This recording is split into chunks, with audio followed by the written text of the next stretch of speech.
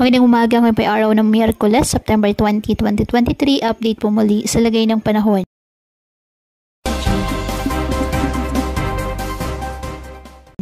Ayon sa Pag-asa, patuloy pa rin na umiiral at nakakaapekto ngayon ang Intertropical Convergence Zone or ITCZ sa Mindanao at mga localized thunderstorms sa iba pang bahagi ng ating bansa.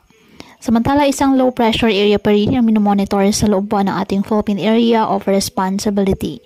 Ang nasabing LPAs ay mababa pa rin ang tsansa na lumakas bilang isang bagyo sa loob po ng 24 oras. Ngunit patuloy pa rin natin po ito na imo-monitor dahil sa posibilidad ng pagbabago sa nasabing forecast. Wala rin pong gale warning na nakataas anumang baybayin ng ating karagatan, kung kaya malaya pa rin pong makapamalaot ang ating mga kababayang mangingisda at may maliliit na sasakyang pandagat. Ngayong araw, dahil po sa ITCZ, asahan na maulap na kalangitan ni may kalat-kalat na pag-ulan at thunderstorms sa Zamboanga Peninsula, BRMM, Sac-Sargent, Davao Region at Davao Occidental at Davao Oriental.